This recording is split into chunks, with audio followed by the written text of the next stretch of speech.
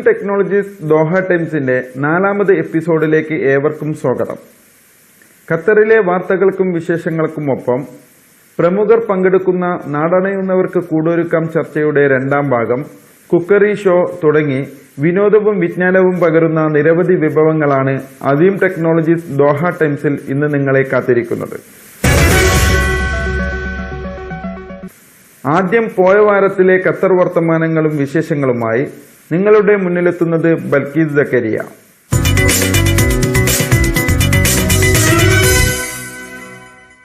Covid വ്യാപനത്തെ തുടർന്ന് 6 മാസത്തോളമായി അടച്ചിട്ട ഖത്തറിലെ സ്കൂളുകൾ സെപ്റ്റംബർ 1 മുതൽ വീണ്ടും തുറന്ന് പ്രവർത്തനം ആരംഭിച്ചു. മാസ്ക് ധരിച്ചും സാമൂഹിക അകലം പാലിച്ചുമുള്ള ആദ്യ ദിനത്തിൽ പുതുശീലങ്ങളോട് പൊരുത്തപ്പെടാൻ പലരും പ്രയാസപ്പെട്ടു. 30% വിദ്യാർത്ഥികൾക്ക് ദിവസവും സ്കൂളിലെത്താമെന്ന് നിയമമുണ്ടായിരുന്നെങ്കിലും കോവിഡ് ഭീതി കാരണം വലിയൊരു ഭാഗം രക്ഷിതാക്കളും ആദ്യ ദിനങ്ങളിൽ കുട്ടികളെ അയച്ചില്ല. രക്ഷിതാക്കളുടെ ഭീതി അകലുന്നതുവരെയുള്ള ഇളവ് എന്ന നിലയിൽ ആദ്യ 2 ആഴ്ചത്തെ ഹാജർ പരിഗണിക്കേണ്ടതില്ലെന്ന് അധികൃതർ നിർദ്ദേശിച്ചിരുന്നു. സ്കൂളിൽ പ്രവേശിക്കുന്ന വിദ്യാർത്ഥികളുടെ ശരീരതാപം പരിശോധിക്കാൻ പ്രത്യേക സംവിധാനം ഏർപ്പെടുത്തിയിരുന്നു. പ്രവേശന വഴികൾ ചങ്ങല കൊണ്ടും മറ്റും പ്രത്യേകം കെട്ടിത്തിരിച്ചു. തറയിൽ സാമൂഹിക അകലം പാലിക്കാനുള്ള ചിഹ്നങ്ങൾ വരച്ചുവച്ചിരുന്നു. കുട്ടികൾ തമ്മിൽ പരമാവധി 1.5 മീറ്റർ അകലം സാധ്യമാക്കുന്ന രീതിയിലായിരുന്നു ക്ലാസുകളിൽ ഉൾപ്പെടെ സജ്ജീകരണം. 2020-21 വിദ്യാഭ്യാസ വർഷം 3,40,000 വിദ്യാർത്ഥികളാണ് ഖത്തറിലെ പൊതു സ്വകാര്യ വിദ്യാലയങ്ങളിൽ എത്തുന്നത്. 5 പുതിയ സർക്കാർ സ്കൂളുകളും 13 സ്വകാര്യ സ്കൂളുകളും കിൻഡർ ഗാർട്ടനുകളുമാണ് രാജ്യത്ത് പുതുതായി ആരംഭിക്കുന്നത്. ഖത്തറിലെ ഗാർഹിക തൊഴിലാളികൾ ഉൾപ്പെടെയുള്ളവർക്ക് മിനിമം വേതനം നിശ്ചയിച്ചുകൊണ്ട് അമീർ Sheikh Tamim bin Hamad Al താനിയുടെ ഉത്തരവ്. നിലവിലുള്ള ജോലി മാറുന്നതിന് തൊഴിലുടമയുടെ നോ ഒബ്ജക്ഷൻ സർട്ടിഫിക്കറ്റ് വേണമെന്ന നിബന്ധനയും അമീർ ഉത്തരവിലൂടെ എടുത്തുകളഞ്ഞു. ഗാർഹിക തൊഴിലാളികൾ ഉൾപ്പെടെ രാജ്യത്തെ മുഴുവൻ സ്വകാര്യ തൊഴിലാളികൾക്കും മിനിമം വേതനം ബാധകമാവും. 1000 റിയാൽ അടിസ്ഥാന ശമ്പളം, 500 റിയാൽ താമസ ചെലവ്, 300 റിയാൽ ഭക്ഷണ ചെലവ് എന്നിങ്ങനെയാണ് തൊഴിലുടമ നൽകേണ്ടത്. നിലവിൽ താമസ ഭക്ഷണ സൌകര്യം ലഭിക്കാത്തവർക്ക് 800 റിയാലിന്റെ പ്രത്യേക ആനുകൂല്യം ലഭിക്കും. ഉത്തരവ് ഗസറ്റിൽ പ്രസിദ്ധീകരിച്ച് 6 മാസത്തിനകം നിയമം നിലവിൽ വരും. മിനിമം വേതനം ലഭിക്കാത്തവരുടെ തൊഴിൽ കരാർ ഈ സമയത്തിനകം പുതുക്കണം. മിഡിൽ ഈസ്റ്റിൽ തന്നെ ആദ്യമായാണ് ഇത്തരമൊരു നിയമം നിലവിൽ വരുന്നത്. മിനിമം വേതനം കാലാനുസൃതമായി പുതുക്കുന്നതിന് മിനിമം വേജ് കമ്മിറ്റി രൂപീകരിക്കും. തൊഴിൽ നിയമവും പ്രവാസികളുടെ വരവ്, പോക്ക്, താമസം സംബന്ധിച്ച നിയമവും ഭേദഗതി ചെയ്തുകൊണ്ടുള്ള ഉത്തരവ് പ്രകാരം തൊഴിലാളിക്ക് നിലവിലുള്ള ഉടമയുടെ NOC കൂടാതെ ജോലി മാറാം. വേതന സംരക്ഷണ നിയമപ്രകാരം കൃത്യമായി വേതനം നൽകാത്ത തൊഴിലുടമയ്ക്കെതിരായ ശിക്ഷാ നടപടി കർശനമാക്കാനും നിയമ ഭേദഗതി ശുപാർശ ചെയ്യുന്നു. കോവിഡ് നിയന്ത്രണത്തെ തുടർന്ന് സർവീസ് നിർത്തിവെച്ച ദോഹ മെട്രോയും കർവ ബസ്സുകളും സെപ്റ്റംബർ 1 മുതൽ വീണ്ടും പ്രവർത്തനം ആരംഭിച്ചു. 30% യാത്രക്കാരെ മാത്രമാണ് അനുവദിക്കുന്നത്. എല്ലാ കോവിഡ് മുൻകരുതലുകളും പാലിച്ചുകൊണ്ടാണ് സർവീസ് നടത്തുന്നത്. യാത്രക്കാർക്ക് മാസ്ക് നിർബന്ധമാണ്. സാമൂഹിക അകലം പാലിക്കാൻ 2 സീറ്റുകളുടെ നടുവിൽ ഒരു സീറ്റ് പ്രത്യേകം സ്റ്റിക്കർ പതിച്ച് ഒട്ടിച്ചിട്ടുണ്ട്. എഹ്തിറാസ് ആപ്പിലെ ഗ്രീൻ സ്റ്റാറ്റസും ശരീരതാപ പരിശോധനയും നിർബന്ധമാണ്. മുൻ രാഷ്ട്രപതിയും ഭാരത് രത്ന ജേതാവുമായ പ്രണബ് മുഖർജിയുടെ വിയോഗത്തിൽ ഇന്ത്യൻ മീഡിയ ഫോറം അനുശോചിച്ചു. കോളേജ് അധ്യാപകൻ, മാധ്യമപ്രവർത്തകൻ, രാഷ്ട്രീയ തന്ത്രജ്ഞൻ, പാർലമെന്റേറിയൻ തുടങ്ങിയ മേഖലകളിലെല്ലാം മികവ് തെളിയിച്ച വ്യക്തിത്വമായിരുന്നു പ്രണബ് മുഖർജി. ഇന്ത്യയുടെ സുപ്രധാന വകുപ്പുകളെല്ലാം നയിച്ചിട്ടുള്ള അദ്ദേഹത്തിന്റെ വിയോഗം ദേശീയ രാഷ്ട്രീയത്തിൽ വലിയ വിടവാണ് സൃഷ്ടിച്ചിരിക്കുന്നതെന്നും അനുശോചന സന്ദേശത്തിൽ പറഞ്ഞു. സ്വാതന്ത്ര്യ ദിനാഘോഷത്തോടനുബന്ധിച്ച് സ്റ്റുഡന്റ്സ് ഇന്ത്യ ഖത്തർ ചാപ്റ്റർ വിദ്യാർത്ഥികൾക്കായി സംഘടിപ്പിച്ച ഇന്റർ സോൺ ഡിബേറ്റ് മത്സരം സമാപിച്ചു. ദോഹ സോൺ ജേതാക്കളായി. റയ്യാൻ സോണിനാണ് 2ാം സ്ഥാനം. മികച്ച പ്രഭാഷകരായി ജാഫർ ഷമീം, അക്ഷയ് വിജിൽ എന്നിവർ തെരഞ്ഞെടുക്കപ്പെട്ടു. മാധ്യമ സ്വാതന്ത്ര്യവും ഭരണകൂടവും എന്ന തലക്കെട്ടിൽ നടന്ന ഡിബേറ്റ് ഫൈനലിൽ ഹിഷാം, അമീൻ എന്നിവർ മോഡറേറ്റർമാരായിരുന്നു. കൊല്ലം പ്രവാസി അസോസിയേഷൻ സംഘടിപ്പിക്കുന്ന പൊന്നോണം 2020ന്റെ ഭാഗമായുള്ള ഓണക്കിറ്റും ഓണസദ്യയും കൈമാറി. അർഹരായ 50ഓളം പേർക്കാണ് KPA central committee, area committee ഭാരവാഹികൾ വഴി ഇത് എത്തിച്ചത്. പൊന്നോണം 2020ന്റെ ഭാഗമായി നടത്തുന്ന മത്സരങ്ങളും മറ്റു കലാപരിപാടികളും അടുത്ത ആഴ്ചയിൽ യൂട്യൂബ് വഴി സംപ്രേഷണം ചെയ്യുമെന്നും ഭാരവാഹികൾ അറിയിച്ചു. ഇൻകാസ് ഖത്തർ മലപ്പുറം ജില്ലാ കമ്മിറ്റി, ആസ്റ്റർ വളണ്ടിയേഴ്സിന്റെയും അൽസുവൈദി ഗ്രൂപ്പിന്റെയും സഹകരണത്തോടെ രക്തദാന ക്യാമ്പ് സംഘടിപ്പിച്ചു. ഹമദ് ബ്ലഡ് ഡോണേഴ്സ് സെന്ററിൽ നടന്ന ക്യാമ്പിൽ നിരവധി പേർ പങ്കാളികളായി. ICC president AP Manikandan, ICBF general secretary Juttas Paul, INCAS president Sameer Eramala തുടങ്ങിയവർ സംബന്ധിച്ചു. ഖത്തർ ഇന്ത്യൻ ഇസ്ലാഹി സെന്ററിന്റെ കീഴിൽ നടന്നുവരുന്ന വെളിച്ചം ഖുർആൻ പഠന പദ്ധതിയുടെ 26ാം മൊഡ്യൂൾ സ്റ്റഡി മെറ്റീരിയൽ പ്രകാശനം ചെയ്തു. Al Zaman exchange operation manager doctor Abdurahman Zubair Nistar പട്ടേലിന് ആദ്യ കോപ്പി നൽകി. വെളിച്ചം ചെയർമാൻ സിറാജ് ഇരിട്ടി അധ്യക്ഷത വഹിച്ച പരിപാടി ഇസ്ലാഹി സെന്റർ പ്രസിഡന്റ് അബ്ദുൽ ലത്തീഫ് നല്ലളം ഉദ്ഘാടനം ചെയ്തു. അറിവ് നുകർന്നും കളിതമാശകൾ ആസ്വദിച്ചും കളിച്ചങ്ങാടും ബാലസമ്മേളനം സമാപിച്ചു. ഖത്തർ കേരള ഇസ്ലാഹി സെന്റർ സ്റ്റുഡന്റ്സ് വിംഗ് സംഘടിപ്പിച്ച പരിപാടി wisdom Balavedi state chairman Shameel Manjeri ഉദ്ഘാടനം ചെയ്തു. ജൌഹർ മദനി ഒഴുകൂർ വിഷയം അവതരിപ്പിച്ചു. ശേഷം കുട്ടികളുടെ കലാപരിപാടികളും അരങ്ങേറി. ഇനി മണി മോണിറ്ററിൽ ഖത്തറിലെ ഏറ്റവും പുതിയ സാമ്പത്തിക വിശേഷങ്ങളുമായി പ്രമുഖ സാമ്പത്തിക വിദഗ്ധനും Christian SVP chartered accountants managing പാർട്ണറും ചാർട്ടേഡ് അക്കൌണ്ടന്റുമായ ഷെജി വലിയകത്ത്.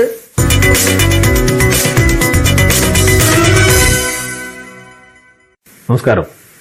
ഖത്തറിൽ ബിസിനസ്സുമായി ബന്ധപ്പെട്ട് വളരെ പ്രാധാന്യമർഹിക്കുന്ന ഒന്നാണ് ഖത്തർ ഫ്രീ സോൺ എന്നുള്ളത്. നമുക്കറിയാം, 2018 ഖത്തർ ഫ്രീ സോൺ അതോറിറ്റി നിലവിൽ വന്നത്. സാധാരണ രീതിയിൽ ഗ്ലോബൽ എക്സ്പാൻഷൻ ആഗ്രഹിക്കുന്ന കമ്പനികൾക്ക് ബിസിനസ് ചെയ്യാവുന്ന ലോകത്തിലെ തന്നെ വളരെ നിലവാരത്തിലുള്ള ഒരു ഫ്രീ സോണാണ് ഖത്തർ ഫ്രീ സോൺ എന്നുള്ളത്. ഖത്തർ ഫ്രീ സോണിൽ ഫോറിൻ കമ്പനികളെ ആകർഷിക്കുന്നതിനായി നല്ല രീതിയിലുള്ള ബിസിനസ് അന്തരീക്ഷം സൃഷ്ടിക്കുന്നതിന് വേണ്ടി ഗവൺമെന്റ് വളരെയധികം ശ്രദ്ധിച്ചിട്ടുണ്ട്.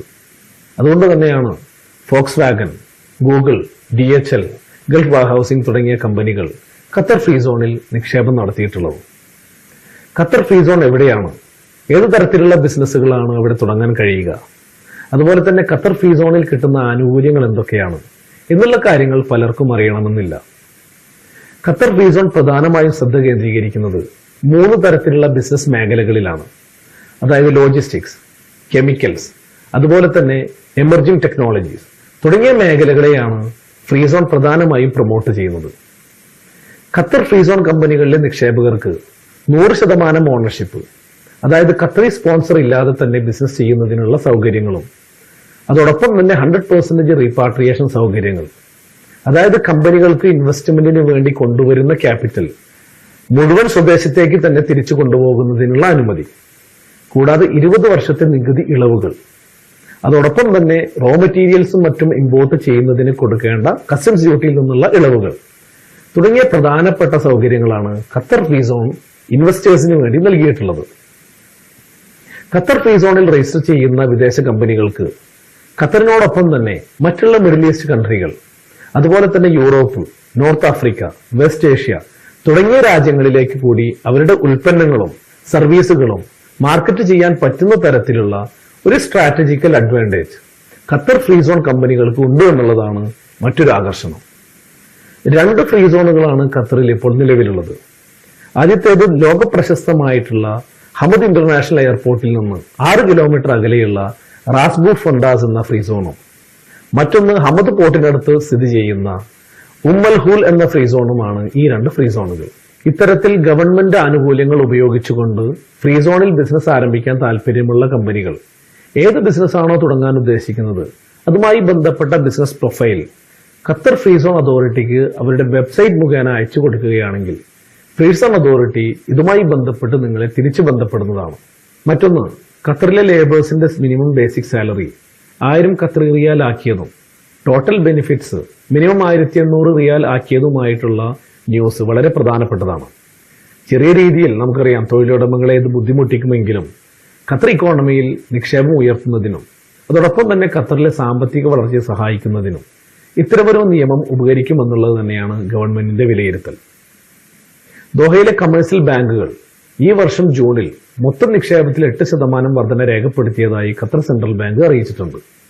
വാണിജ്യ ബാങ്കുകളുടെ ആഭ്യന്തര നിക്ഷേപം ഖത്തർ റിയാൽ 666 ബില്യൺ ആയതായും വിദേശ നിക്ഷേപം ഖത്തർ റിയാൽ 212 ബില്യണായി ഉയർന്നതായുമാണ് പുതിയ കണക്കുകൾ സൂചിപ്പിക്കുന്നത്.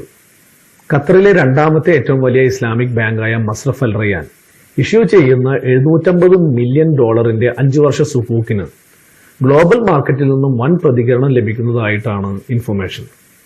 സുക്കൂക്കിന് 4.4 തവണ ഓവർ സബ്സ്ക്രൈബ്ഡ് ആയി എന്നുള്ളതാണ് ബാങ്ക് അറിയിച്ചിട്ടുള്ളത്. ഇതോടൊപ്പം ചേർത്ത് പറയാവുന്നത് ഖത്തറിലെ മറ്റൊരു ബാങ്കായിട്ടുള്ള ലഹലി ബാങ്ക് $2 ബില്യൺ 5 വർഷ ബോണ്ട് ഇറക്കുന്നതിനുള്ള പ്രാരംഭ നടപടികൾ തുടങ്ങിയിട്ടുണ്ട് എന്നുള്ളതാണ്. ഖത്തർ സ്റ്റോക്ക് എക്സ്ചേഞ്ചുമായി ബന്ധപ്പെട്ട് പറയുകയാണെങ്കിൽ ഖത്തർ സ്റ്റോക്ക് എക്സ്ചേഞ്ചിലെ ഇസ്ലാമിക് ഓഹരികൾ കഴിഞ്ഞ ആഴ്ച മികച്ച പ്രകടനം കാഴ്ചവെച്ചു. ഖത്തർ എക്സ്ചേഞ്ച് ഇൻഡെക്സ് 9800-നും 10,000-നും ഇടയിൽ ഫ്ലക്ച്വേറ്റ് ചെയ്യുന്ന കാഴ്ചയാണ് കഴിഞ്ഞ ദിവസങ്ങളിൽ നമ്മൾ കണ്ടത്. ഇതാണ് ഖത്തറുമായി ബന്ധപ്പെട്ട പുതിയ വിവരങ്ങൾ. Al Raza Photography presents Azim Technologies Doha Times, brought to you by Azim Technologies in association with Comfort Fire Systems, Comfort Elevators and Escalators, Al Mashrak Bakery, Comfort IT Solutions. Ideas and innovation that lead tech culture. Technology that changes business faster than ever before. Welcome to the new era of cloud technology revolution. Azim Technologies is a leading cloud solutions provider in GCC.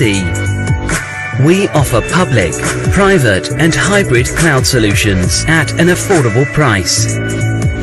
Our cloud provides unmatched speed and performance to enrich your brand and business.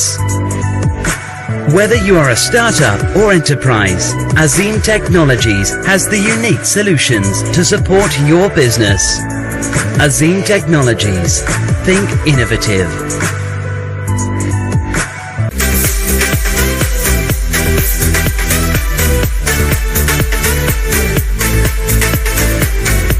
Free your memories.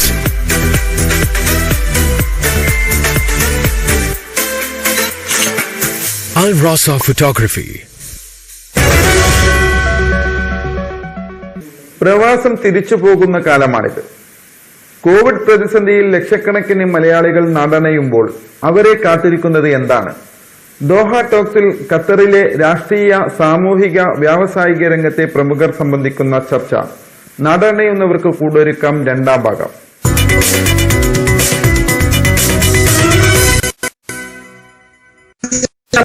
ചോദ്യം: തിരിച്ചു വരുന്ന പ്രവാസികൾക്ക് super market തുടങ്ങാൻ 30 ലക്ഷം രൂപയുടെ loan ഇപ്പൊ പ്രഖ്യാപിച്ചിട്ടുണ്ട്. അത് ആർക്കൊക്കെയാണ് ലഭ്യമാവുക? അത് ലഭിക്കാനുള്ള യോഗ്യതകൾ എന്തൊക്കെയാണ്?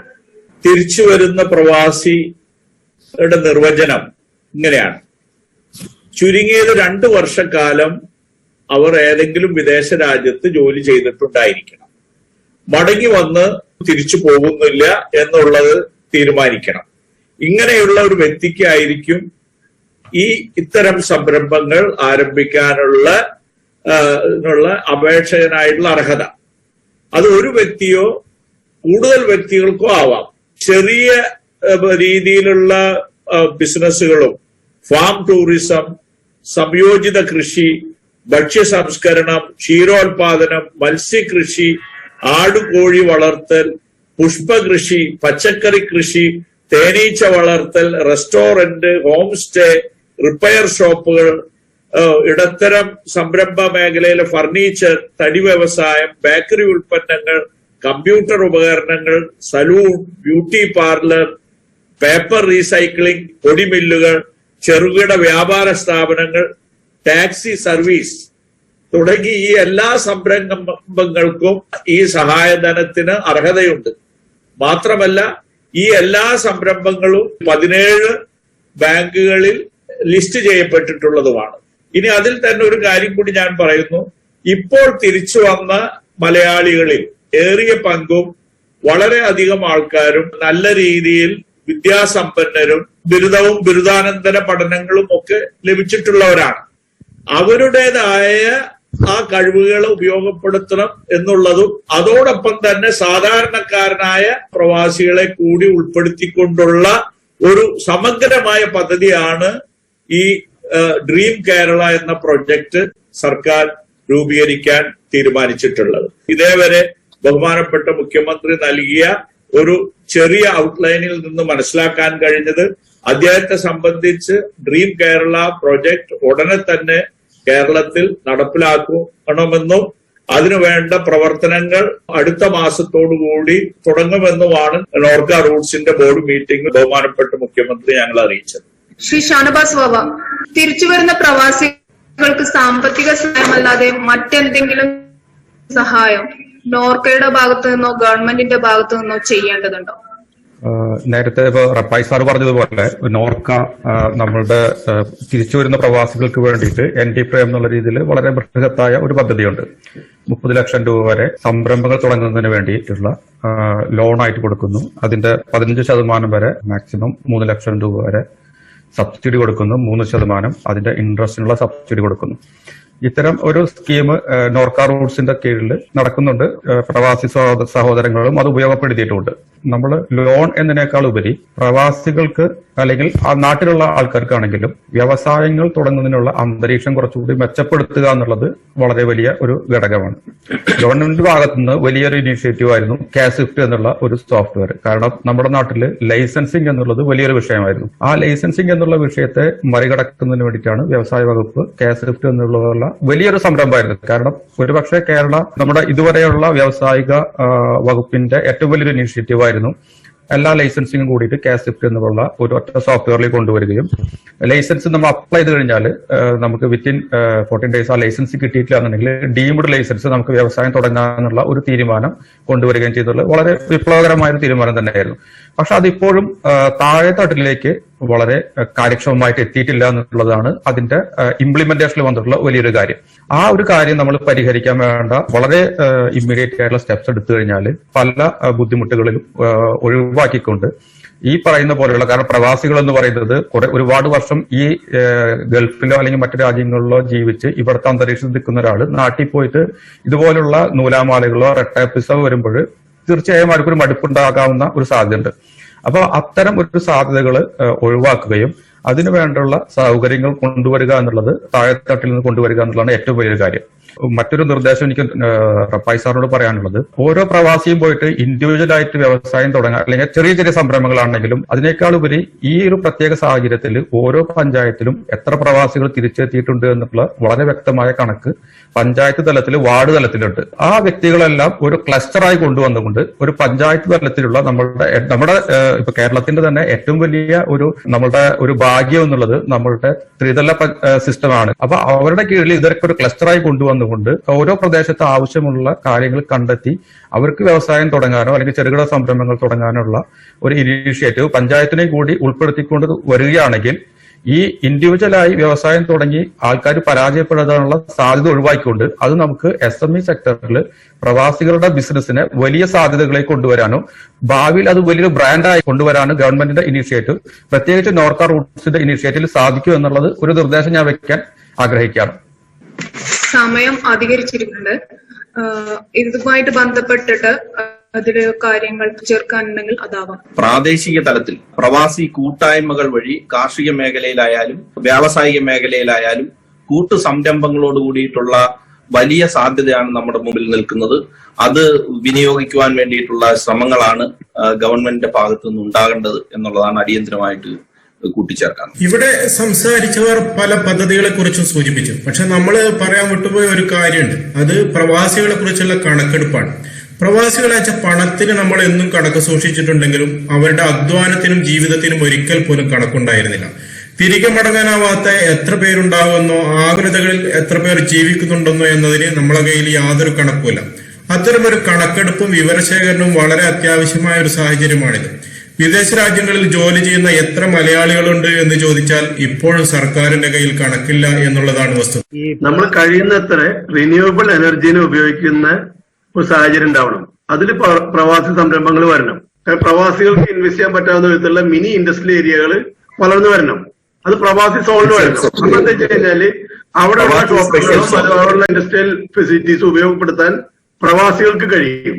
ഇത്തരം ഇൻഡസ്ട്രിയൽ ഏരിയകളുടെ വേറെ പ്രത്യേകത വെച്ച് കഴിഞ്ഞാൽ അവിടെ പിന്നെ പരിസ്ഥിതിവാദികളും അതിന് കുഴപ്പമുണ്ടാക്കില്ല. കാരണം ഗവൺമെന്റ് ഉണ്ടാക്കിയ മിനി ഇൻഡസ്ട്രിയൽ ഏരിയ എല്ലാവിധ പെർമിഷനോടും കൂടിയുള്ളതായിരിക്കും. എത്രയോ കുട്ടികൾ വിദേശ രാജ്യങ്ങളിൽ പോയി പഠിക്കുന്നു. നമ്മളതിന് വ്യവസായമായിട്ട് കാണുകയല്ല. അപ്പൊ അവർക്കൊക്കെ നമ്മുടെ നാട്ടിൽ വന്ന് പഠിക്കാവുന്ന വിധത്തിലുള്ള യൂണിവേഴ്സിറ്റികൾ വന്നു കഴിഞ്ഞാല് അത്തരം ഇവിടുത്തെ ഖത്തറിലെ എഡ്യൂക്കേഷൻ സിറ്റി പോലെ. അപ്പൊ എന്താണ്, ആ പൈസയും ആ ഇൻവെസ്റ്റ്മെന്റ് ഒക്കെ വരുന്നത് നാട്ടിലേക്ക് തന്നെയാണ്. പഞ്ചായത്ത് തോറും അല്ലെങ്കിൽ മണ്ഡലം തോറും നമുക്ക് ഈ ഇൻഡസ്ട്രിയൽ എസ്റ്റേറ്റുകൾ, വ്യവസായ കേന്ദ്രങ്ങൾ സ്ഥാപിച്ചുകൊണ്ട് പ്രവാസികൾക്ക് മാത്രമായിട്ട് എക്സ്ക്ലൂസീവ്ലി ഫോർ പ്രവാസി അവിടെ പിന്നെ ഓരോരുത്തരും 10 ആളോ ഒരേ ആശയങ്ങൾ പ്രതിദാനം ചെയ്യുന്ന ആളുകൾക്ക് ഓരോ ബിസിനസ് അവിടെ തുടങ്ങാൻ സാധിക്കും. അതുപോലെ ഏറ്റവും നല്ല പദ്ധതികൾ എന്തൊക്കെയാണെന്ന് സർക്കാർ ഏജൻസികൾ പഠിക്കുന്നതിലപ്പുറം നമ്മള് പ്രവാസികളും ഇവിടെ ഇരുന്നു കൊണ്ട് പഠിക്കുക. ഇതിൽ വരുന്ന വലിയൊരു വിഭാഗം ആളുകൾ താൽക്കാലികമായിട്ട് അവിടെ നിൽക്കുന്ന ആളുകളും പിന്നീട് മറ്റു പ്രദേശങ്ങളിലേക്ക് മറ്റു ഭാഗങ്ങളിലേക്ക് പോകുന്ന ആളുകളുമാണ്. അങ്ങനെയുള്ള ആളുകൾക്ക് പുതിയ ഒരുപാട് മേഖലകൾ, പുതിയ ഒരുപാട് രാജ്യങ്ങൾ, ആ രാജ്യങ്ങളിലേക്ക് പോകാനുള്ള ഭാഷാപരമായിട്ടുള്ള കഴിവുകൾ അടക്കമുള്ള അവരുടെ കഴിവുകളെ, നിലവിലുള്ള കഴിവുകളെ അവരുടെ സ്കിൽ ഡെവലപ്മെന്റിന് വേണ്ടി നോർക്ക ഡിപ്പാർട്ട്മെന്റിന് ഒരുപാട് കാര്യങ്ങൾ നമുക്ക് ചെയ്യാൻ പറ്റും. പുതിയ മേഖലകളിലേക്ക് അവരെ പോകുന്നതിന് വേണ്ടിയുള്ള ട്രെയിനിങ്ങുകൾ നിരന്തരമായി കൊടുക്കാൻ സാധിക്കുന്ന ഒരു പരിപാടി തീർച്ചയായിട്ടും ഇതിന്റെ ഭാഗമായിട്ട് തന്നെ നിർദ്ദേശിക്കാനുള്ള. നമ്മൾ പരാമർശിക്കപ്പെടാതെ പോയ ഒരു ഭാഗം കൂടെ ഒന്ന് സൂചിപ്പിക്കട്ടെ. ഇപ്പൊ നമ്മൾ ചർച്ച ചെയ്തുകൊണ്ടിരിക്കുന്ന എല്ലാം തന്നെ പുതിയ സംരംഭങ്ങളെ കുറിച്ചാണ്. അതോടൊപ്പം തന്നെ നാട്ടിൽ പോയ പ്രവാസികൾക്ക് ഇവിടെ നിൽക്കുന്ന പ്രവാസികൾക്കുമായിട്ടുള്ള ലോങ് ടൈം സേവിങ്സിന് വേണ്ടിയിട്ട് നിരവധി പദ്ധതികൾ സർക്കാർ ആവിഷ്കരിച്ചിട്ടുണ്ട്. ഇപ്പൊ നമ്മുടെ ക്ഷേമനിധി ബോർഡിന്റെ കീഴിൽ തന്നെ ഡിവിഡന്റ് സ്കീം ഡെപ്പോസിറ്റ് ഇത് 3 ലക്ഷം രൂപ മുതൽ 50 ലക്ഷം രൂപ വരെ ഡെപ്പോസിറ്റ് ചെയ്യാൻ, ലോങ് ടൈമിലേക്ക് ഡെപ്പോസിറ്റ് ചെയ്യാൻ കഴിയുന്ന ആളുകൾക്ക് 10% ആനുവൽ റിട്ടേൺസ് ഉറപ്പ് നൽകുന്ന ഡിവിഡന്റ് സ്കീമുകൾ സർക്കാർ ഡിക്ലെയർ ചെയ്തിട്ടുണ്ട്. അതൊക്കെ നമുക്ക് നാട്ടിൽ പോയ ആളുകൾക്ക് ഇവിടെ നിൽക്കുന്ന പ്രവാസികൾക്ക് ഉപയോഗിക്കാവുന്ന, അതോടൊപ്പം തന്നെ KSFE ആയിട്ട് ബന്ധപ്പെട്ടുള്ള പ്രവാസി ചിട്ടികൾ, അങ്ങനെ നിരവധി സേവിങ്സ് സംവിധാനങ്ങൾ പ്രവാസികൾക്ക് വളരെ ഉപയോഗപ്രദമായിട്ട് നടപ്പിലാക്കുന്ന സ്ഥിതിയുണ്ട്. അതൊക്കെ ഉപയോഗപ്പെടുത്താൻ നമ്മൾ തയ്യാറാകണം. അതില് ഞാൻ ഈ ഡിവിഡന്റ് ഡെപ്പോസിറ്റുമായി പല ആൾക്കും സമീപിച്ചപ്പോ അതിൽ പ്രധാനമായിട്ട് പറഞ്ഞ ഒരു വസ്തുത, ആ ഫണ്ട് നമ്മൾക്ക് ഒരിക്കലും തിരിച്ചു കിട്ടില്ല എന്നുള്ളതാണ്. നമ്മൾക്ക് ഒരിക്കലും തിരിച്ചിട്ടാത്ത ഫണ്ട് ഇൻവെസ്റ്റ് ചെയ്യാൻ പ്രവാസികൾക്ക് പറ്റില്ല. കാലഘട്ടത്തിൽ ഫണ്ട് തിരിച്ചു കിട്ടും. ഫണ്ട് തിരിച്ചു കിട്ടും സാർ. അത് തെറ്റായ ധാരണയാണ്. അത് തിരിച്ചു കിട്ടും. അതിന്റെ ഘടകം എന്ന് പറഞ്ഞാല് 3 വർഷം നമ്മള് കൊടുത്ത 3 വർഷം കഴിഞ്ഞ് 4ാമത്തെ വർഷം മുതൽ 10% അവർ കിട്ടും. അവരുടെ ലൈഫ് ലോങ് അവർ കിട്ടും. അത് കഴിഞ്ഞതിന് ശേഷം അവരുടെ കുടുംബത്തിന്റെ ലൈഫ് ലോങ് ഇത് കിട്ടിക്കൊണ്ടിരിക്കും. ഇത് കഴിഞ്ഞതിന് ശേഷം അവരുടെ മക്കൾക്ക് ആകുന്ന സമയത്ത് നമ്മൾ എത്രയാണോ ഇൻവെസ്റ്റ് ചെയ്യുന്നത്. അതിന്റെ ഒരു കോംപ്ലിക്കേഷൻ ഞാനിത് പറയാൻ കാര്യം കഴിഞ്ഞാല് ഓക്കെ, നമ്മൾ ഇൻവെസ്റ്റ്മെന്റ് നടത്തി നമ്മൾ പല ആൾക്കാർ സമീപിക്കുമ്പോ പല ആൾക്കാരിലും കിട്ടിയൊരു ഫീഡ്ബാക്ക്. ഇപ്പൊ അതിന് ഞാൻ ഉദാഹരണം പറഞ്ഞ ലൈഫ് ഇൻഷുറൻസ് പദ്ധതി. ലൈഫ് ഇൻഷുറൻസ് ആദ്യം ഇതുപോലത്തെ കൊണ്ടുവന്നു, പരാജയപ്പെട്ടു. 2ാമത്തെ സ്കീമിൽ അവരെന്തോട് ചെയ്തു, ഈ ഫണ്ട് നിങ്ങൾക്ക് എപ്പോഴും പിൻവലിക്കാന്ന് പറഞ്ഞു. അപ്പൊ എന്താ വെച്ചാൽ ആൾക്കാർക്ക് ധൈര്യമായിട്ട് ഇൻവെസ്റ്റ് ചെയ്യാൻ പറ്റി. കഴിഞ്ഞ 15 ലക്ഷം ഇൻവെസ്റ്റ് ചെയ്തതിന് എത്ര രൂപ വെച്ച് കിട്ടും പറയുമ്പോ എത്ര വ്യത്യാസം അറിയോ? 7% ലൈഫ് ഇൻഷുറൻസ് ഓഫർ ചെയ്യണേ. ഡിവിഡന്റ് ഫണ്ടിന്റെ 10% ആണ്. ആളുകൾ എപ്പോഴും ഇത് ഇമ്മീഡിയറ്റ് കിട്ടുമല്ലോ, 3 കൊല്ലം കഴിഞ്ഞ് നമുക്ക് തിരിച്ചെടുക്കാൻ പറ്റുമല്ലോ മുഴുവനായിട്ടെന്നുള്ള ഇത് വന്നപ്പോ ആളുകൾ അതിലേക്ക് തിരിഞ്ഞു എന്നുള്ളതാണ് എനിക്ക് മനസ്സിലാക്കാൻ കഴിയുന്നത്. അതുകൊണ്ടാണ് അത് ഈ പറഞ്ഞ പോലെ അത് മുന്നോട്ട് പോകാൻ പറ്റാതിരുന്നത്. ഞാൻ പലപ്പോഴും അതുമായിട്ട് ബന്ധപ്പെട്ട് PT ആയിട്ട് അതിന് മുമ്പന്നെ സംസാരിച്ച സമയത്തും ഈ ഒരു ഡിസ്കഷൻ എപ്പോഴും നടത്തിയതാണ്. പക്ഷെ അത് ചെറിയ തോതിലെങ്കിലും ഒരു 50% എങ്കിലും ആ ലൈഫിൽ പിൻവലിക്കാൻ പറ്റണം. ഈ ചർച്ചയിൽ സംബന്ധിച്ച എല്ലാ അതിഥികൾക്കും നന്ദി അറിയിച്ചുകൊണ്ട് ചർച്ച അവസാനിപ്പിക്കും.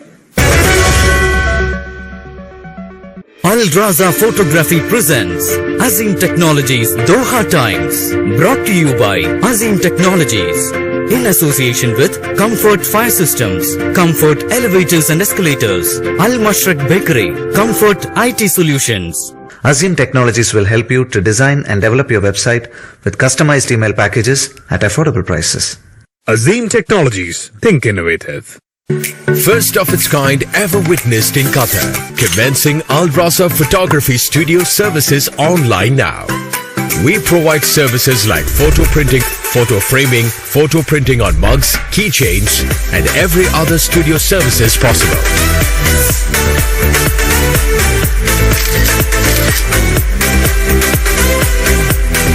With an experience of over 9 years in the field.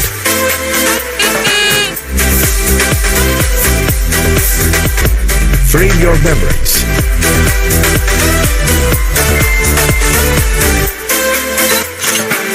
Al Raza Photography.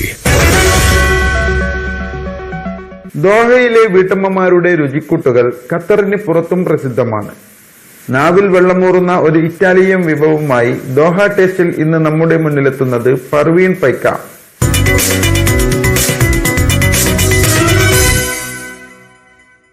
Welcome to Doha taste. ഇന്ന് ഇവിടെ ഉണ്ടാക്കാൻ പോകുന്ന വിഭവം കാജുൻ സ്പൈസ്ഡ് പൊട്ടേറ്റോസ്.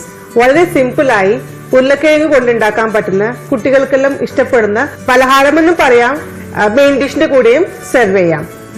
എങ്ങനെ ഉണ്ടാക്കിയിട്ട് നമുക്ക് നോക്കാം. ഇതിലേക്ക് ആവശ്യമുള്ള സാധനങ്ങൾ മെയിൻ ആണ് ഉരുളക്കിഴങ്ങ്. ഈ ഡിഷിന്റെ മെയിൻ പാർട്ട് എന്ന് വെച്ചാൽ അതിന്റെ സോസ് ആണ്. ഇതിന് വേണ്ട മെയിൻ ഇൻഗ്രീഡിയൻസ് ചതച്ച മുളക്, fine herbs, garlic powder, onion powder, പിന്നെ പപ്രിക്ക പൗഡർ.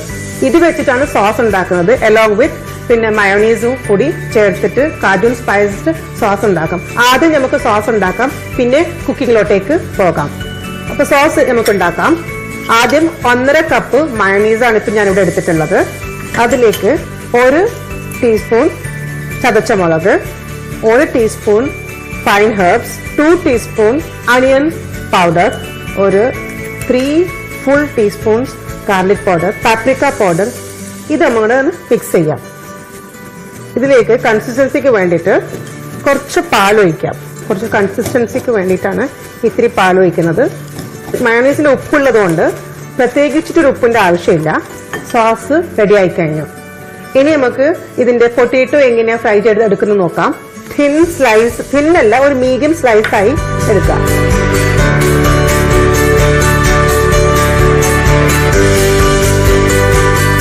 സ്ലൈസ് ചെയ്ത് വെച്ച പൊട്ടേറ്റോ എങ്ങനെ ചെറുതായിട്ട് കോൺഫ്ലവർ ആൻഡ് മൈദയിൽ പൊടിച്ചെടുക്കാൻ നമുക്ക് നോക്കാം. തിൻ ബാറ്റർ ആയിരിക്കണം, കാരണം പൊട്ടേറ്റോയുടെ ടേസ്റ്റ് മാറാൻ പാടില്ല. ഇത് വേവിക്കുമ്പോൾ ഞാൻ കുറച്ച് ഉപ്പ് ഇട്ടിട്ടുണ്ട്. സോ ഓൾറെഡി ഉപ്പുണ്ട് ഇതിൻ്റെ അകത്ത്. ഇനി ബാറ്റർ എങ്ങനെ തയ്യാറാക്കാൻ നോക്കാം. 2 ടേബിൾ സ്പൂൺ മൈദ എടുക്കാം. അതിന്റെ ഡബിൾ ആയിട്ട് കോൺഫ്ലവർ എടുക്കാം. ഉപ്പ് ചെറുതായിട്ട്, ആവശ്യത്തിന് വെള്ളം പോലെയുള്ള കൺസിസ്റ്റൻസിയിലാണ് ഇത് ചെയ്യേണ്ടത്. കാരണം പൊട്ടേറ്റോന്റെ ഫ്ലേവർ ഒട്ടും മാറാൻ പാടില്ല. ജസ്റ്റ് ഒരു കോട്ടിംഗ് മാത്രമാണ് ഉദ്ദേശിക്കുന്നത്. പൊട്ടേറ്റോ ഫ്രൈ ചെയ്തെടുക്കാം. ആവശ്യത്തിന് എണ്ണ ഒഴിക്കുക. മുങ്ങിക്കിടക്കാനുള്ള എണ്ണ ഉണ്ടായിരിക്കണം. എണ്ണ നന്നായി ചൂടായി കഴിഞ്ഞു. ഇനി ഓരോ സ്ലൈസ് പൊട്ടേറ്റോ നമ്മൾക്ക് ഈ ബാറ്ററിൽ മുക്കി പൊരിച്ചെടുക്കാം. ഇനി മുക്കിയെടുത്ത സാധനം ഇതിലേക്ക് ഫ്രൈ ചെയ്യാൻ എടുക്കുന്നുണ്ട്. ഇതേപോലെ ബാക്കിയുള്ള സ്ലൈസസ് ഒക്കെ പൊരിച്ചെടുക്കണം. ഒരു സൈഡ് ഫ്രൈ ആയതിനു ശേഷം മറ്റേ സൈഡിൽ തിരിച്ചു കൊടുക്കാം. ഇത് നന്നായി ഷാലോ ഫ്രൈ ചെയ്തിട്ടുണ്ട്. ഇനി നമുക്കിത് പാത്രത്തിലേക്ക് മാറ്റാം. ലാസ്റ്റ് സെക്ഷനായ പ്ലേറ്റിംഗിലേക്ക് കിടക്കാം. ഫ്രൈഡ് പൊട്ടേറ്റോസ് ഓരോന്നായി ലെയർ ചെയ്ത് വെക്കാം. ഈ നേരത്തെ ഉണ്ടാക്കി വെച്ച സോസ് ഒന്ന് ഇതിന്റെ മുകളിലേക്ക് ഒഴിച്ചു കൊടുക്കാം. നന്നായി കവർ ചെയ്യണം.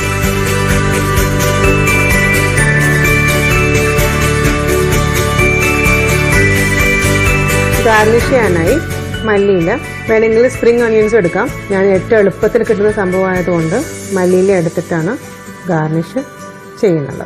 കാജുൻ സ്പൈസ്ഡ് പൊട്ടേറ്റോസ് റെഡി ആയിരിക്കുന്നു. കാജുൻ സ്പൈസ് പൊട്ടേറ്റോസ് എല്ലാവരും ട്രൈ ചെയ്യണം.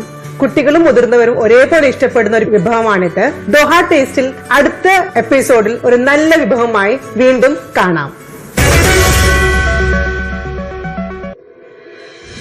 Comfort fire systems, fire alarm and fire fighting ഉപകരണങ്ങളുടെ വിതരണം, ഇൻസ്റ്റലേഷൻ, മെയിന്റനൻസ് രംഗത്ത് ഖത്തറിലെ അവസാന വാക്ക്.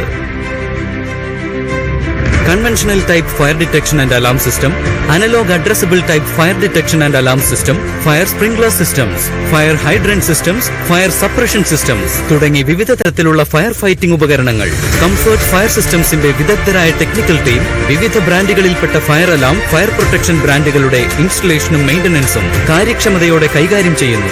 Contact 44519947. Our sister concerns Comfort Elevators and Escalators, Comfort IT Solutions.